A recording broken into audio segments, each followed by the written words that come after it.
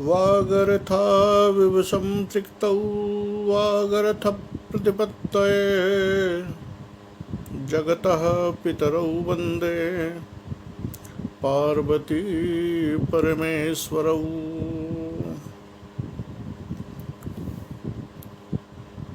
अस्यां कक्षायां निश्चित समय समुपस्थितानां भवतां समेषां हार्दिकम् अभिनंदनं वच्मि। ततः परं पुनः समेषां हार्दिकानुरञ्जनाय अभिज्ञानशाकुन्तलस्य पाठं प्रस्तौमि। आज आप सभी जानते हैं कि अभिज्ञानशाकुन्तलम के तृतीय अंक का आज दूसरा पाठ है। तृतीय अंक में कल हम लोगों ने देखा कि राजा दुष्यंत आश्रम जाकर सारे विघ्नों को दूर करने के बाद जब उनका काम समाप्त हो गया है तो अब वहाँ से लौटने के क्रम में हैं, लेकिन मन ही मन सोच रहे हैं कि आखिर एक काम तो हो गया कि ऋषि मुनियों का भय दूर हो गया, लेकिन हम जिस काम से आए थे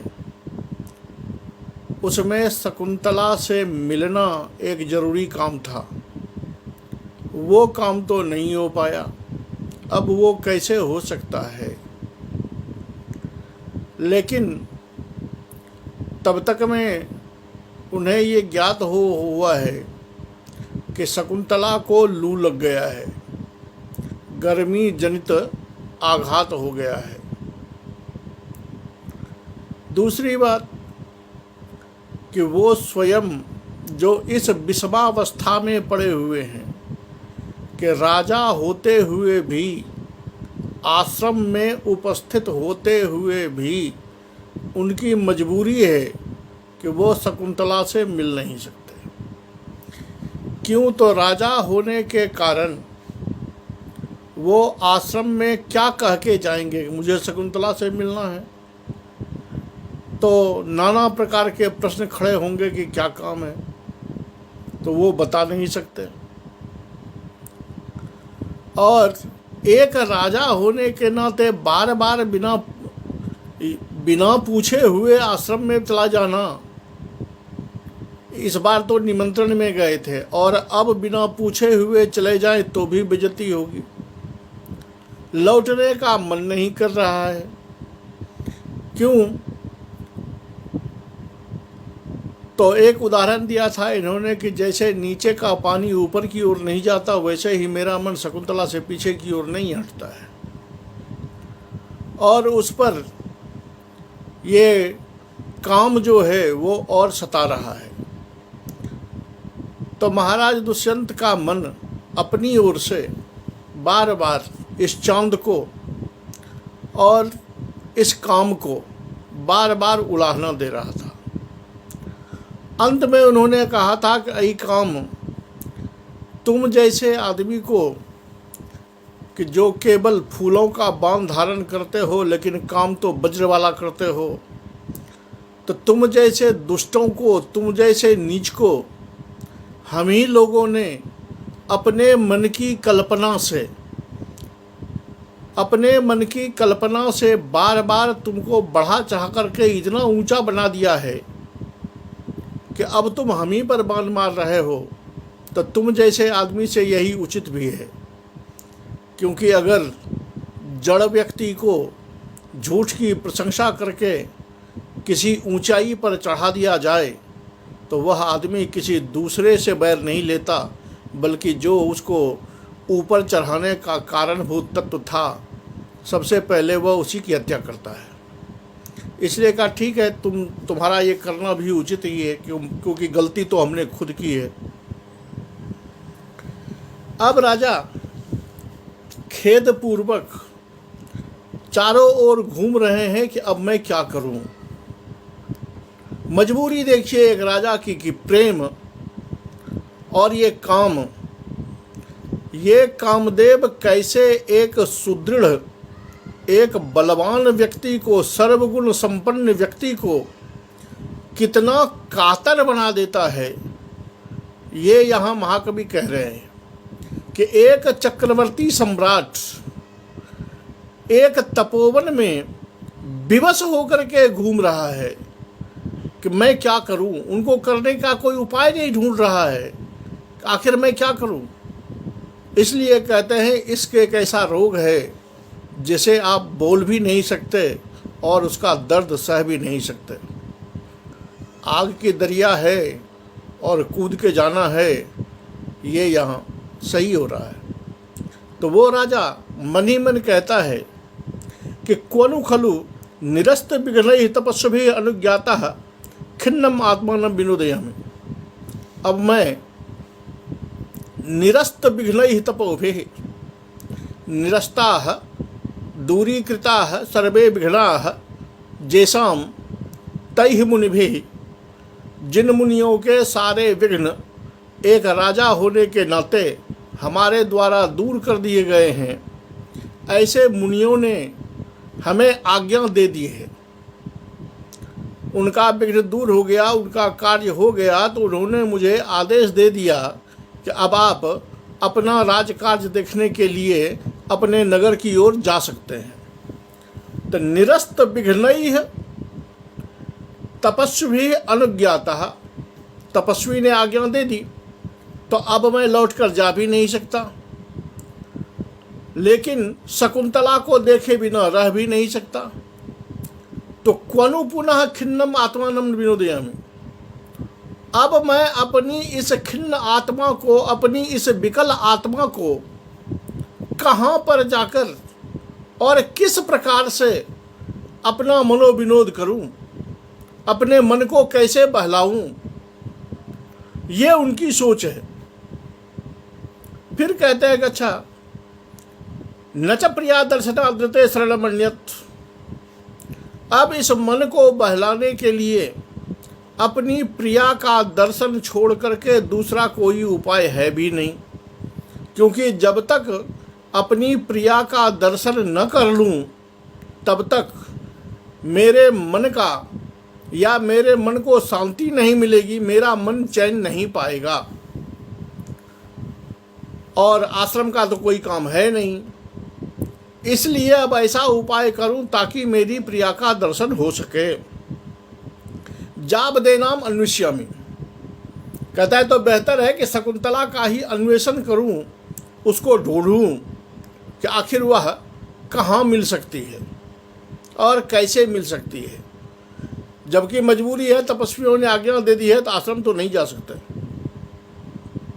आकाश की ओर देखते हैं तो सूरज मध्य में आ चुका है, गर्मी का दिन है ही।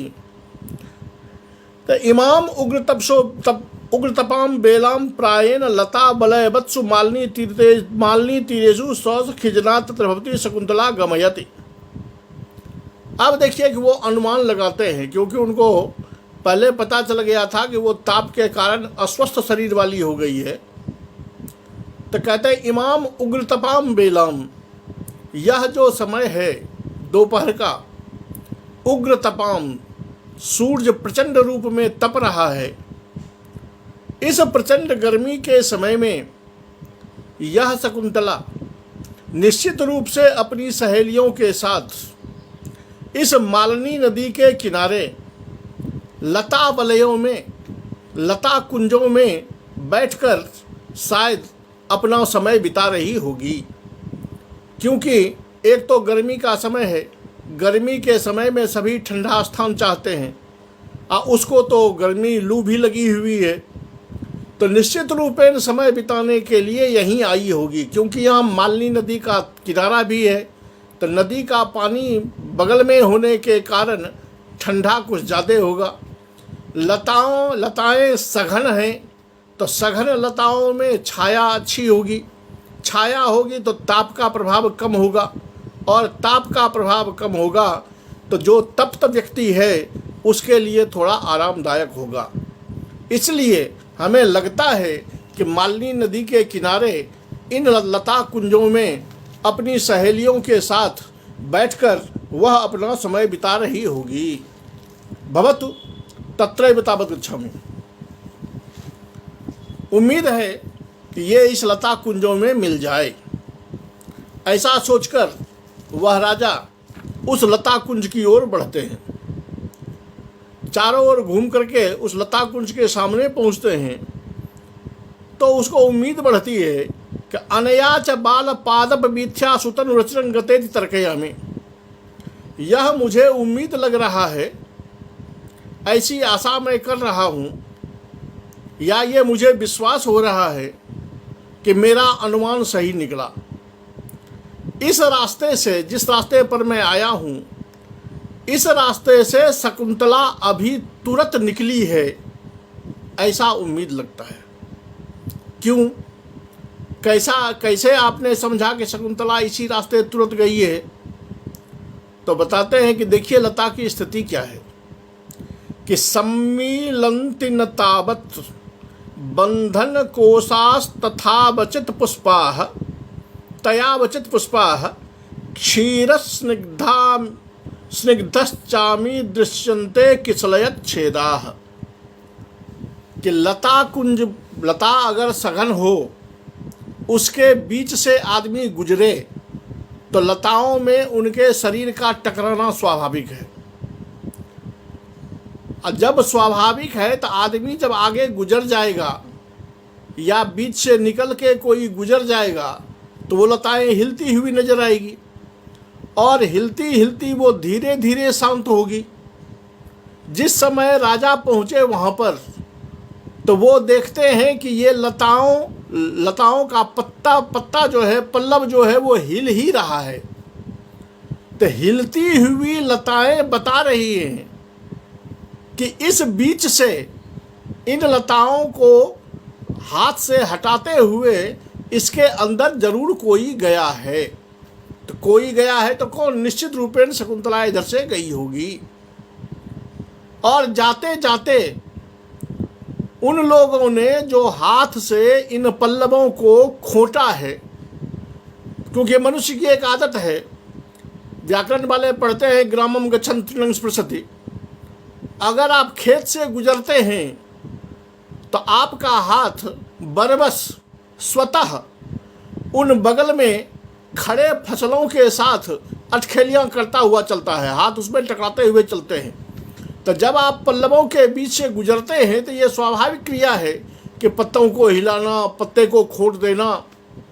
तो कहते हैं उन लड़कियों ने जो इन पल्लवों को हाथ लगाया है, पल्लवों को खोटा है अपने नख से, तो उस खोटे हुए टूटे हुए पल्लवों के दूध अभी भी टपक रहे हैं। इसका मतलब है कि कोई अभी तुरंत इस रास्ते से गुजरा है। दो चीजें बताई कि सम्मीलन्ति न तावत् बंधन कोशा तया अवचित पुष्पाः। तया अर्थात अनुमान है शकुंतलया, कोई भी हो सकता है, लेकिन इनका अनुमान है कि उस शकुंतला के द्वारा जो यहाँ से फूल लिया गया है इन लताओं से, तो फूल तोड़ने के कारण ये लताएं जो हिली तो वो अभी भी बंधन कोशा, जिसमें फूल है कलियों के बीच में से, वो जो हिल रहे हैं तो वो अभी तक सम्मीलन्ति न तावत्, ये अभी तक पूर्ण रूप से स्थिर नहीं हुए हैं।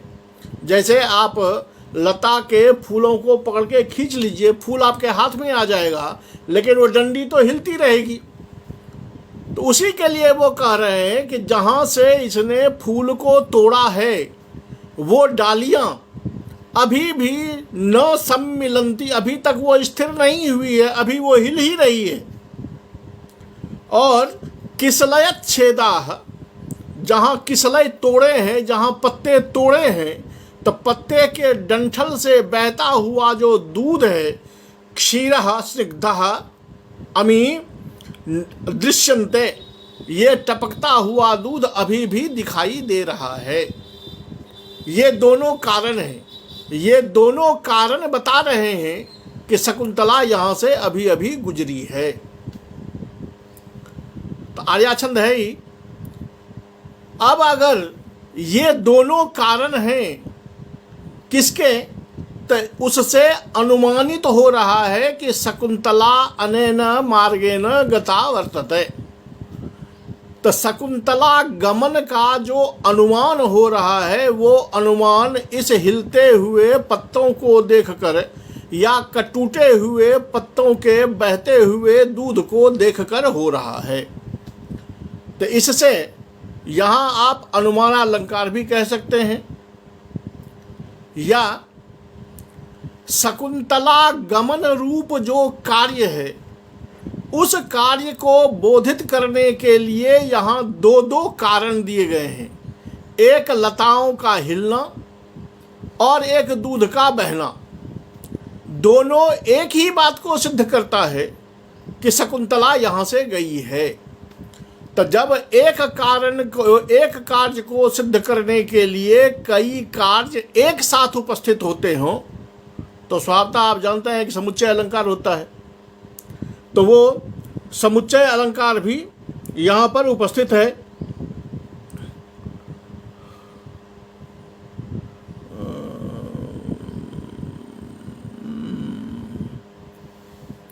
तीसरी बात कि थोड़ा सा और अगर अपने तर्क को पतला किया जाए, तर्क को तीक्ष्ण किया जाए, तो देखिए यहाँ क्या कहा इन्होंने कि सम्मीलन्ति न तावत् बंधन कोशास तथा तयावचित पुष्पाः अक्षीरस्निग्धाश्चामी दृश्यन्ते किसलयच्छेदाः। एक तो पत्ते जो हैं वर्तमान में वो हिल रहे हैं, वो शांत नहीं हुए हैं। दूध जो है वो टपक रहा है। इससे वो अनुमान क्या लगा रहे हैं, तो शकुंतला अभी तुरंत गई है। तो शकुंतला तुरंत गई है और शकुंतला का शरीर इन लताओं से टकराया है। वो बात अप्रस्तुत, या अप्रस्तुत क्या, वो भी प्रस्तुत ही है कि अभी तुरंत उनके सामने में दिखाई दे रहा है कि ये अभी अभी गई है।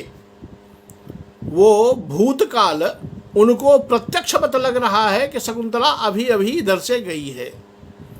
तो वो शकुंतला का गमन और ये लताओं का हिलना, ये दोनों इनके सामने में ही उपस्थित से दिख रहे हैं।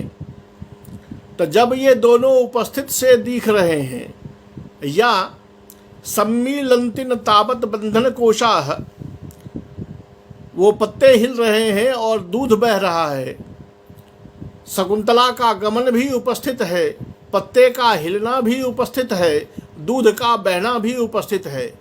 ये तीनों क्रियाएं यहाँ एक साथ उपस्थित है और तीनों क्रियाएं एक ही अर्थ को बता रही है कुल मिलाकर के कि शकुंतला का गमन हुआ है, शकुंतला यहाँ से गई है। एक ही आधार पर ये तीनों लगे हुए हैं। अंतर इतना है कि एक में सम्मीलन्ति, पत्ते मिल नहीं रहे हैं, और क्षीरस्निग्धाश्चामी दृश्यन्ते, ये पत्ते, दूध वाले पत्ते जो हैं वो दिखाई दे रहे हैं। दोनों एक ही अर्थ को बोधित कर रहे हैं कि जह कश्चिदपि जनः अनेन मार्गेण इदानीमेव गतवान् इति, इसी बात को बता रहे हैं। तो ये तुल्य योगिता भी हो सकता है कि पल्लव भी उसी को बता रहे हैं कि कोई इधर से गया है, और दूध भी उसी बात को बता रहा है कि कोई इधर से गया है। तो जब दो क्रियाएं एक ही चीज को, एक ही कार्य को बता रही है और वो दोनों अलग अलग क्रियाओं से बोधित हुआ है, केवल कि एक में दृश्यन्ते है और एक में सम्मीलन्ति है, तो वहां तुल्य योगिता अलंकार है। स्पर्शम रूपयित्वा आह प्रभात शुभगोयम बनोद्देशः। तब तक में जो ठंडी ठंडी हवा बह रही है, उस ठंडी हवा को देखकर या ठंडी हवा के स्पर्श का अनुभव कर क्योंकि हवा का तो हम स्पर्श ही कर सकते हैं, हवा को देख तो सकते नहीं। ठंडी हवा के स्पर्श से वो राजा खुश होकर के कहते हो प्रभात शुभगोयम बनोद्देशः, प्रभात शुभगोयम बनोद्देशः।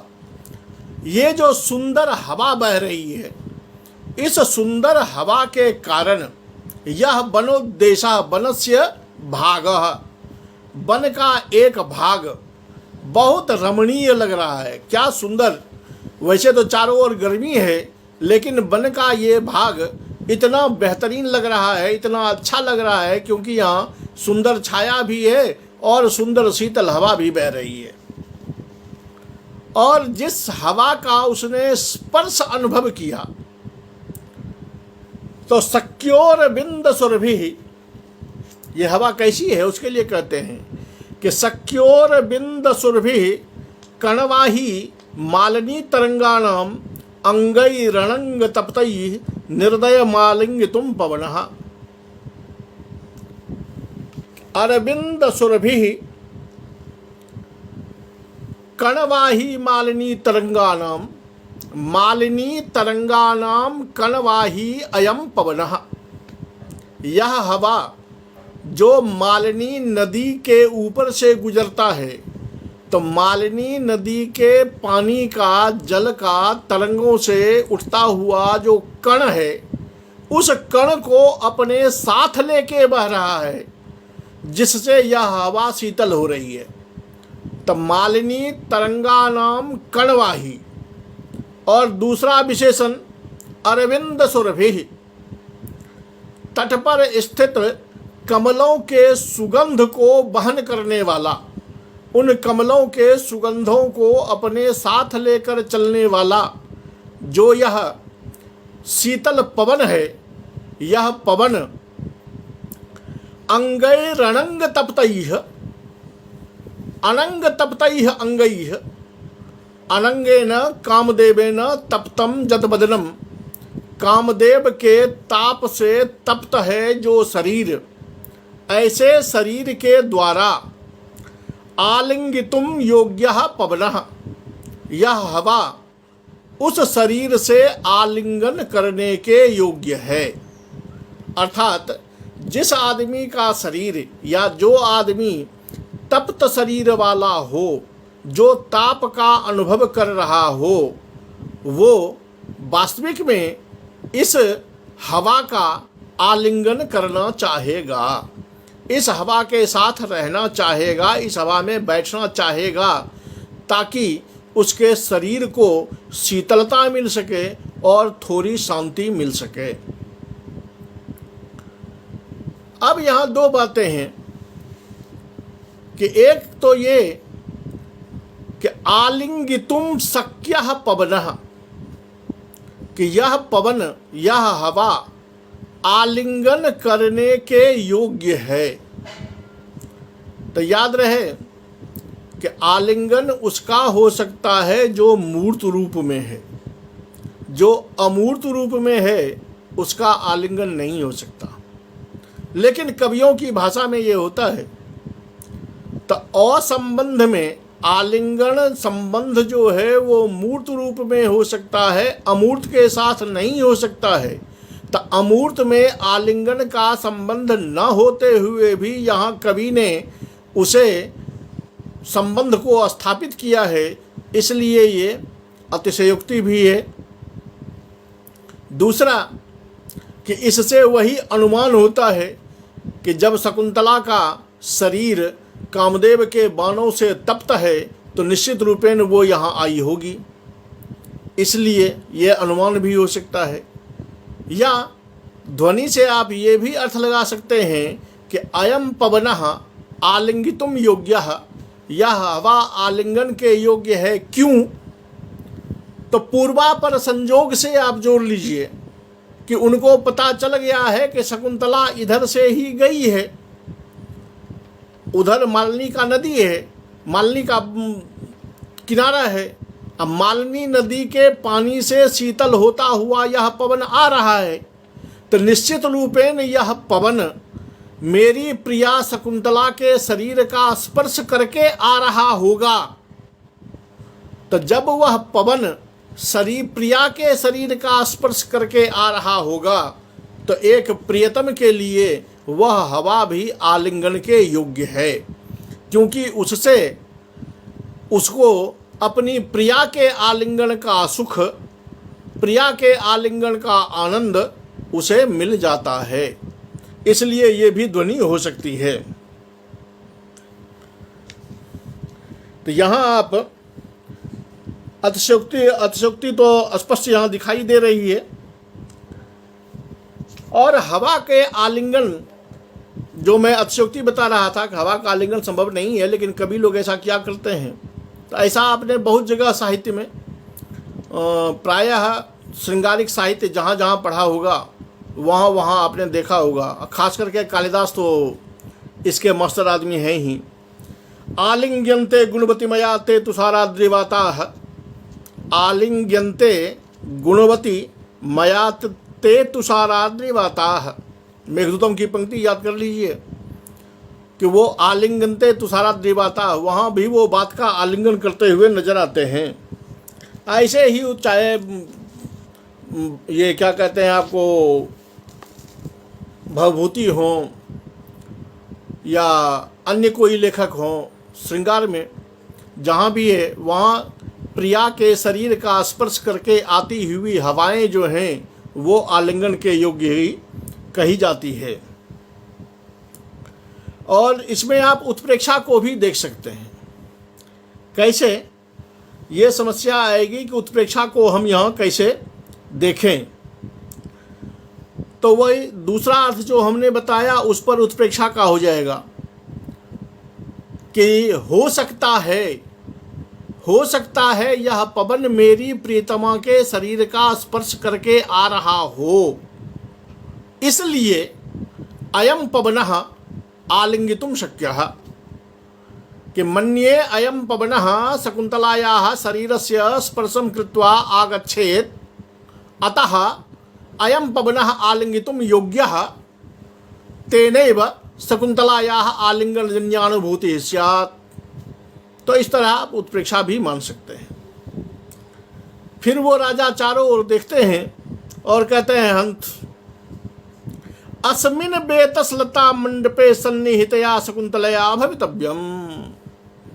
पहले तो कहा था यहाँ सघन छाया है, सघन लताएं हैं, लताओं का झुरमुट है, इधर ही शकुन्तला गई होगी।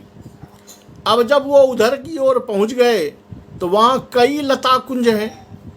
अब उन लता कुंजों में वो शकुन्तला को कहाँ ढूंढे? क्या हर एक कुंजों में जा जा करके शकुन्तला को ढूंढे?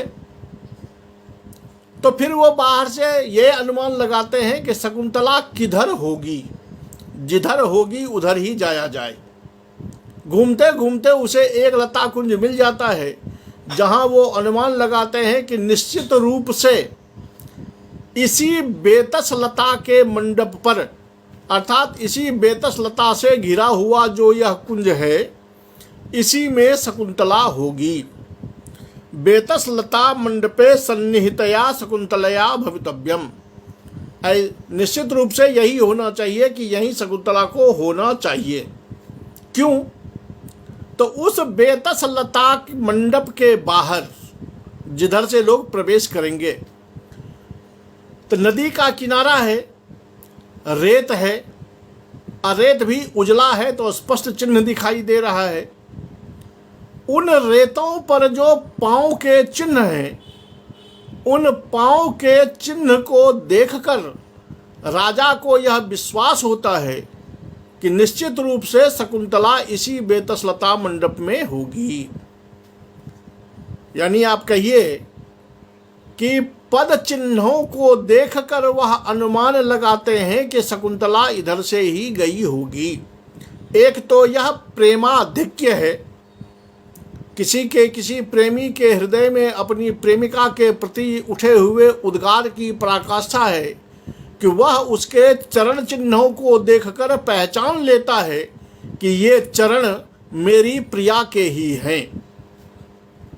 और दूसरा, उस चरण चिन्ह की विशेषता महाकवि कालिदास अपने शब्दों द्वारा दिखाते हैं लोगों को कि ऐसे चिन्हों को देखकर चिन्ह की कितनी पहचान है उन्हें, अब चिन्ह को देखकर कैसे वो अनुमान लगाते हैं कि यह शकुंतला ही गई है। ये देखिए, अभ्युन्नता पुरस्तात् अवगाढ़ा जघन गौरवात् पश्चात द्वारेस्य पाण्डुशिखते पद पंक्तिर दृश्यते अभिनवा। अस्य लता मंडपस्य द्वारे, जिधर से इस लता मंडप में प्रवेश किया जाएगा, उधर पाण्डुशिखते द्वारे, जो नदी का किनारा होने के कारण उजले रेत से भरा हुआ जो ये दरवाज़ा है, या कहिए कि जिधर से रास्ता है उसमें प्रवेश करने का, बाहर का जो भाग है जो रेतीला है, उस रेतीले पर जो पांव चिन्ह है, वो पद का चिन्ह, वो चिन्ह कैसा है ये देखिए कि अभ्युन्नता पुरस्तात्। इतना तो हम लोग भी स्वतः समझ सकते हैं कि रेत पर जब पांव पड़ेगा वहां सिकता दबी हुई होगी, रेत वहां दबा हुआ होगा। लेकिन इस चिन्ह की विशेषता क्या है ये देखिए कि यह जो पैर का चिन्ह है वो अभ्युन्नता पुरस्तात्, आगे की ओर से उठा हुआ है। जहां पैर के पंजे हैं वो रेत जो दबा हुआ है तो आगे की ओर से, पांव के पंजे की ओर से उठा हुआ है, लेकिन पीछे की ओर से जिधर पांव की एड़ी पड़ रही है उधर से वो चिन्ह दबा हुआ है। तो आगे से उठा हुआ अभ्युन्नता पुरस्तात्, पश्चात दबगाढ़ा, पीछे से दबा हुआ है। तो क्यों दबा हुआ है? तो जघन गौरवात्, क्योंकि मेरी जो प्रिया है उसकी जांघें भारी है, मोटी है, इसके कारण उसका भार एड़ी तरफ पड़ रहा है, तो वो ज्यादा दबा हुआ है और आगे का भाग हल्का होने के कारण उठा हुआ है। तो एतादृशी पद पंक्ति ही, ऐसे चरणों की पंक्तियां यहां दिखाई दे रही है। इसलिए लगता है कि शकुंतला इसी रास्ते गई है और यह चिन्ह शकुंतला के पैरों का ही है, क्योंकि दूसरे का अगर होता तो आगे पीछे दोनों बराबर होता, लेकिन इसका पंजे की तरफ उठा हुआ है और इधर दबा हुआ है, और मेरी जो प्रिया है शकुंतला उसके जघन का भार ज्यादा है, इसलिए उसकी एड़ी पर ज्यादा दबाव पड़ रहा है और पंजे पर कम दबाव पड़ रहा है। यहाँ चिन्ह को देखकर पता लगता है कि यहाँ पीछे पर ज्यादा दबाव है और आगे दबाव कम है। निश्चित रूप से यह शकुंतला ही इधर से गई हुई है। यहाँ भी वही अनुमान अलंकार आता है और आप कह सकते हैं कि एक प्रेमी के हृदय की ये स्थिति है जो अपनी प्रिया के वियोग में, पहले ही कह दिया है कामी स्वताम पश्यति, सर्वत्र अपने अपने रूप जैसा देखता है, और दूसरा कि चरण पंक्ति जैसी की जैसी है वैसे इन्होंने यहाँ वर्णन किया है। यद्यपि स्वभावोक्ति अलंकार जो है वो तो हम किसी जीव की विशेष क्रिया के वर्णन में करते हैं, लेकिन फिर भी यहाँ अगर वास्तविकता देखें तो चरण चिन्हों को देखकर एक प्रेमी के हृदय की वास्तविक जो विकलता है, वास्तविक जो चिंतन है, उसकी यहाँ उपस्थिति स्पष्ट हो रही है। या उन चरण चिन्हों को देख करके अगर आप मान लें कि किसी वस्तु के वर्णन को की स्वाभाविकता को देखकर भी स्वभावोक्ति माना जा सकता है, तो यहाँ आप स्वभावोक्ति भी कह सकते हैं।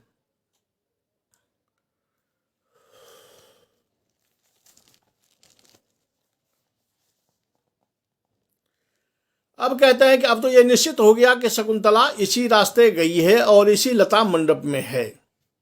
जब लता मंडप में है तो स्वभावतः राजा दुष्यंत सोचते हैं कि अब मैं क्या करूं, ये तो यही है लेकिन मैं करूं क्या। जावत वित्पांतरेण अवलोकयामि। तो फिर वो प्रथम अंक वाला ही दृश्य सोच लेते हैं कि तब तक मैं इस पेड़ के पीछे छिपकर, पेड़ के ओट लेकर मैं तब तक देखता हूं कि ये आगे क्या होता है। वो वैसे ही पेड़ के पीछे छिप गए और झांक करके जो ही देखा उसके अंदर, तो झांक करके देखते ही कहते हो लब्धम नेत्र निर्वाणम। चित्त की शांति मिल गई राजा को कि लब्धम नेत्र निर्वाणम, अपने आंखों की शांति मैंने पाली। अब देखिए क्यों, शब्द कितना बेहतरीन है कि लब्धम नेत्र निर्वाणम। अभी तक ये आंखें प्यासी थी शकुंतला को देखने के लिए, जो इधर उधर तड़प रही थी, भटक रही थी कि हाय किस तरह से, कैसे, कहाँ मुझे शकुंतला दिखाई दे जाए। और अब ये कह रहे हैं कि लब्धम नेत्र निर्वाणम, मेरी आंखों ने शांति पाली। तक स्पष्ट हो गया कि आंखें शांति कब पाएगी, जब शकुंतला उसको दिखाई दे जाएगी। और कहते हैं कि लब्धम नेत्र निर्वाणम, मैंने शांति पाली, मेरी आंखों ने शांति पाली। इसका मतलब शकुंतला उनको दिखाई दे गया। ऐसा मनोरथ प्रिया में सकुसुमास्तरणम शिलापट्टम अधिशयाना सखीभ्याम उपास्यते। ऐसा मनोरथ प्रिया में, यह मेरी मनोरथ प्रिया। अब शब्द कायदा शब्द के चितेरे हैं। मनोरथ प्रिया, मनोरथे नैव प्रिया। अभी राजा अपने मन से ही सोच रहे हैं कि ये शकुंतला मेरी प्रेयसी है। शकुंतला ने स्वीकार नहीं किया है कि मैं तुम्हें प्रेम करती हूं, इसलिए कहते हैं मनोरथ प्रिया। मेरे मन से, मेरे विचार के अनुकूल, मेरे मनोरथ की जो प्रिया ये मेरी शकुंतला है, वो शिलापट्टम अधिशयाना, एक शिलातल पर सो रही है, लेटी हुई है। वो शिलापट्ट कैसा, खाली शिलापट्ट पर नहीं लेटी है, क्योंकि खाली शिलापट्ट तो गर्म होगा, गर्मी का दिन है। सकुसुमास्तरणम, उस पर फूल बिछा करके बिछौना बना दिया गया है। तो जिस शिलापट्ट पर फूल का बिछौना लगा दिया गया हो, उस पर मेरी शकुंतला लेटी हुई है और सखीभ्याम उपास्यते, दोनों सखियां जो है प्रेमदा और शकुंतला, वो उसका उपचार कर रही है, उसकी सेवा कर रही है। भवतु लता व्यवहितः शृणोमि विश्वस्त कथितानि आशाम। कहता है कि चलो हम लता की ओट में ही छिपकर तब तक इन सखियों का पारस्परिक जो विवाद है, पारस्परिक जो बातचीत है, उस बातचीत को सुनते हैं। विश्वस्त कथितानि, जो विश्वास पूर्वक एक दूसरे से बात करती हैं, उनकी बातें सुनता हूँ। हो सकता है कि युवतियाँ जो बातें अपने श्रेष्ठ लोगों को नहीं बता सकती, वो अपने मित्रों के साथ तो वास्तविकता की ही बात करेगी कि वास्तविक इसे हुआ क्या है। तो अब मैं अगर इनकी विश्वस्त बातें सुन सकूं तो मुझे ये पता चल जाएगा कि वास्तविक में इसको कैसी गर्मी लगी है। इति विलोकयतः स्थितः, ऐसा करके वो राजा पेड़ के पीछे या लता की ओट में छिप जाते हैं। अब आगे में वही दृश्य आता है कि शिलातल पर फूल का बिछावन है, उस पर लेटी हुई है शकुंतला और अनसुया एवं प्रेमदा उसकी सहायता कर रही है। दोनों सखियां कमल के पत्ते का पंखा बनाकर उसको हवा कर रही है। हवा करते हुए दोनों सखियां उसको प्रेम से पूछती है कि हला शकुंतले अपि सुखयति ते नलिनी पत्र बातः। ये कमलनी के दल से, कमलनी के पत्ते से बनाए हुए जो ये पंखे हैं, इससे जो मैं तुम्हें हवा कर रही हूं, तो क्या इस हवा से तुम्हें कोई शांति मिल रही है? क्या ये हवा तुम्हें कोई आनंद दे रही है, तुमको सुख मिल रहा है? शकुंतला वैसे जैसे बीमार होता है व्यक्ति कोई, उस बीमारी की अवस्था में खेद पूर्वक बड़े आलसपन से कहती है एक सखी किम विजय तो में माम प्रिय सख्यो, अरे सखियो मुझे क्या हवा कर रही हो, मुझे क्या हवा कर रही हो, अर्थात तेरे इस हवा करने से, तेरे इस कमलनी के पत्ते के डुलाने से मुझे कोई आनंद नहीं मिल रहा है। तो इतना आल से भरा हुआ और इतना निराशापूर्ण, क्योंकि दोनों सखियां एक तो मेहनत पूर्वक उसको पंखा जल रही है और प्रेम से पूछती है कि इससे तुमको कोई लाभ हो रहा है कि नहीं, तो वो कहती है छोड़ो, क्या पंखा झेलना है, इन पंखे से क्या होना है। तो ये सोचकर दोनों सखियां परस्पर विषाद में पड़ गई कि आखिर से हुआ क्या है भाई। सामान्यतः गर्मी अगर लगा होगा तो पंखा जलने से तो किसी को भी आनंद